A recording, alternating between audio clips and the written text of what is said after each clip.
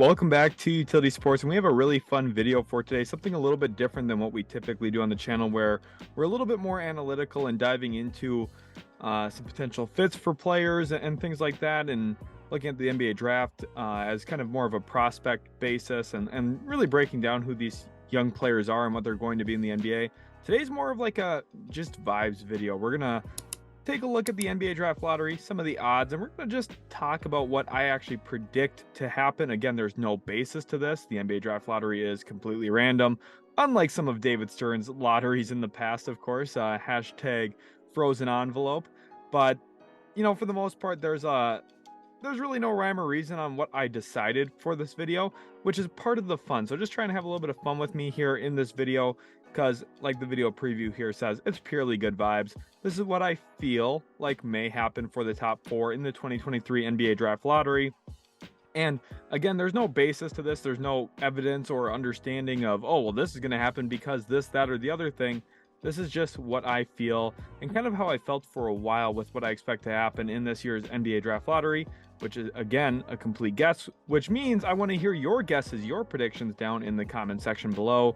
So go ahead, go comment down there right now who you expect to pick 1 through 4. I want to lay it out. You'll see an example later on in how I want it laid out, but lay it out the best you can. Put like 1 and then Team X, 2 Team B, and so on and so forth, right?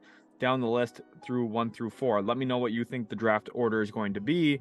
And without further ado, let's look at the actual draft lottery odds in this video to maybe give you a little bit of insight onto where these teams might be picking. Detroit has a 52% chance to be picking in the top 4, as does Houston and also San Antonio. Those 3 teams all tied for the best odds and have identical odds in the top 4.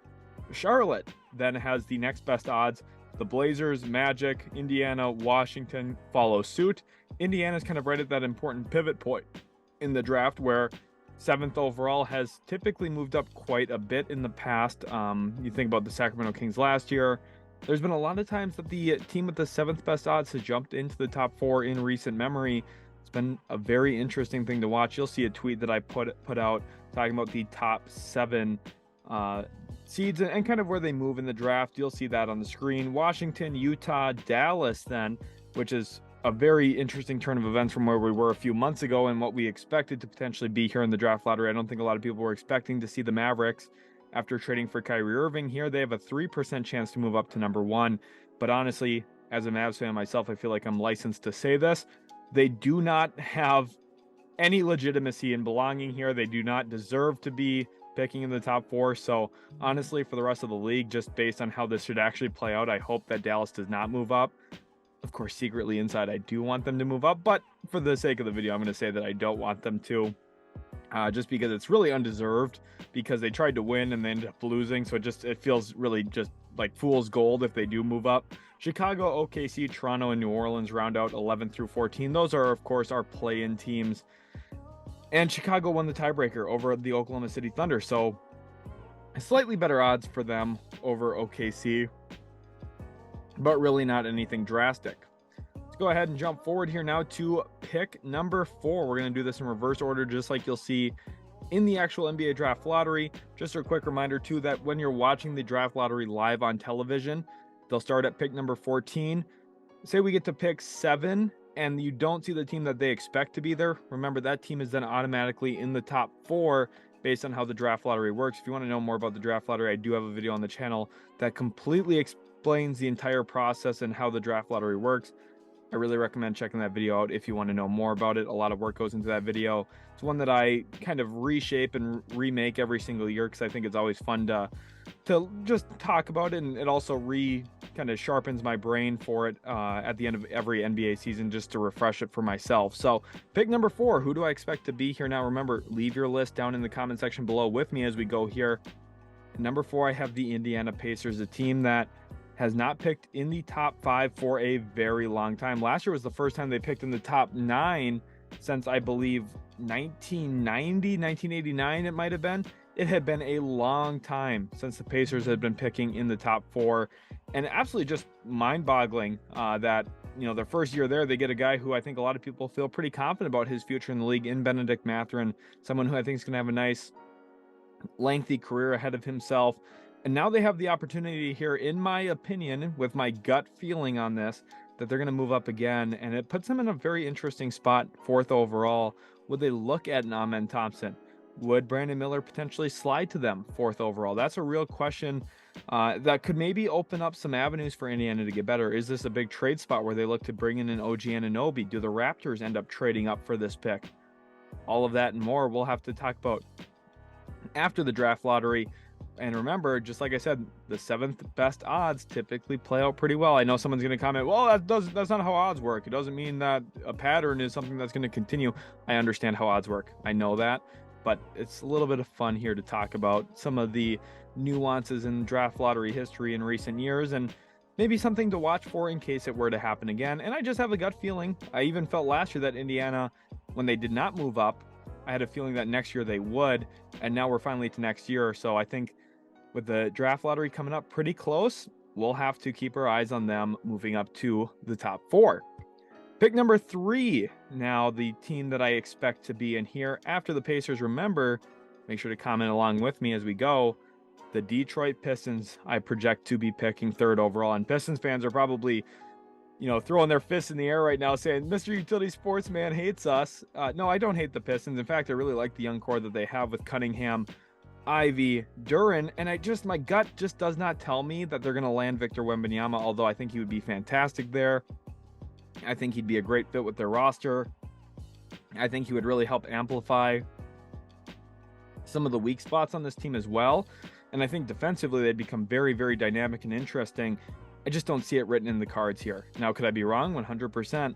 This is more of a written in the sand type of thing for me. And Detroit, unfortunately, in my eyes, is not going to land the 1st overall pick. Now, Pistons fans, let's get some still positivity here, because 3rd overall, Brandon Miller is likely going to be on the table for you, which means you draft him, you address your wing position, and you add a really, really good dynamic shooter who can also handle, create for you, and you pair him with Cunningham, Ivy. It still feels like a really good fit here for the Pistons, and something that they would probably even consider at number 2 overall, which is why picking 3rd's not that bad for them. And again, this is just a gut feeling read, which leads me into my next thing. And this kind of shows how much of a gut feeling this has been for me. This was tweeted in January by myself on my personal Twitter. If you want to go follow us on Utility Sports Twitter, that link is in the description. You'll also see my profile is tagged in Utility Sports Twitter feed. So if you want to go follow my personal as well, you definitely are welcome to do that. Again, links in the description for the Utility Sports Twitter. Go hit us up with a follow. 2023 NBA draft runs through Texas. I tweeted this in January. That was the feeling I had about the draft. And a lot of people probably think, oh, does he mean the number 1 overall pick? I mean the top 2 picks. So now the question is, with the Mavericks, Spurs, Rockets here, 3 teams in a row, who potentially picks number 1 out of those 3, and then who would follow up in second? SportsCenter had a very interesting nugget that they posted about the Texas teams all missing the playoffs for the first time in 40 years that an NBA team in Texas missed the postseason all at the same time. The Rockets, Mavericks, and Spurs have been eliminated. This is the first time all 3 Texas teams will miss the playoffs in the same season since the Mavericks became a franchise, 1980 to 1981. And you already see some art down in San Antonio with some Victor Wembanyama, a little jersey swap there, some local art designs. I'm sure there's going to be a lot of that for when we finally figure out who he's going to be landing with. So, drum roll please, 2nd overall, the team picking here would be the Houston Rockets in my eyes, which means that we have pick number 1 left to talk about, whether that's going to be my Dallas Mavericks. Am I rigged here? Is there going to be a little bit of discussion about my Dallas Mavericks in this video, or will it be the San Antonio Spurs? We'll see here in a second, but I do want to talk about Houston. If they land pick number 2, I know it's going to feel like a big disappointment because Victor Wembanyama is going to become this transcendent, just crazy, freakish player that would really change what Houston's going to be. But Scoot Henderson is such a good number 2 overall pick. Most drafts, he would be the 1st overall selection with his skill set, his athleticism, and just a lot of the traits that he possesses as an individual player. And Houston needs a point guard as of right now. Now, I've been speculating about James Harden potentially going to Houston in free agency. I do like that for them. But from like a 10-year window, I prefer Scoot Henderson, even though I love James Harden. James Harden is one of my favorite players to ever play in the NBA. So, this is off of vibes. There's no guarantee that Houston's picking second or anything, but I do love the idea of potentially, landing Scoot Henderson here. I think he fits really well with some of their existing pieces currently. And because of that, I think Houston would be in a pretty strong spot going forward, which leads us to pick number 1. And that's right, you guessed it. I'm not going to be biased in this video. I'm not going to spew any slander about any teams. I'm not going to say, oh, the Mavericks are winning it. And, this is how I can say, hey, guys, don't be mad at me for saying your favorite team's not moving up, because I didn't have my favorite team moved up in this lottery prediction, which, they don't deserve to, like I said in the open. So the Spurs here, I think, not necessarily that they deserve to or anything, but it almost feels like destiny, and it almost feels like fate. With the way that things have gone in the NBA, the Spurs, make the play-in last year. They missed the playoffs. They're just absolutely brutal this season. Of course, a little bit of tanking in there, but they chose the direction of their franchise once they traded DeJounte Murray, and it almost feels like this is a big-time reward for making the right call at the right time, trading off of DeJounte Murray to line themselves up at a shot at Victor Wembanyama, and I think the NBA rewards them. I'm not implying any type of, any type of malpractice, I would say, from the league office, but I don't think Adam Silver would be mad about the Spurs landing Victor Wembanyama. If you look back at his draft lottery history and some of the teams to pick first overall the last few years, there's not really the big market Boston Celtics, there's not really the big market LA Lakers, anything like that. It's been the New Orleans of the world and teams like that. Minnesota's been in there a couple times.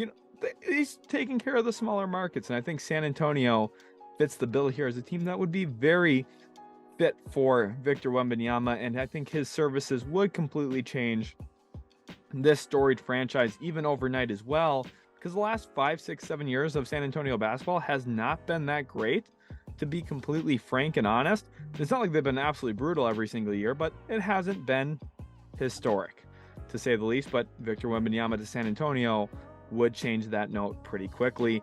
Again, remember, this is just vibes. Don't take this video too seriously. It's just fun having some discussion about the NBA draft lottery and what to expect and maybe what you think could happen. So comment down below. I would love to hear your take on who picks 1, 2, 3, and 4 in the NBA draft lottery. Of course, after that, it would all be done by reverse order of standings. So, that you don't have to comment all that. Just comment 1 through 4. Let me know who you think is going to be picking first overall down in the comment section. Maybe you can manifest your own team. Maybe you have a gut feeling he's going to Portland or going to team X, Y, and Z. Let me know down in the comment section. Thanks again so much for watching, guys. I do hope you enjoyed this video, albeit a little bit shorter, a little bit different than what we normally post. I do hope you enjoyed it. Again, smash that like button, subscribe to the channel for more, and we'll catch you in the very next Utility Sports video.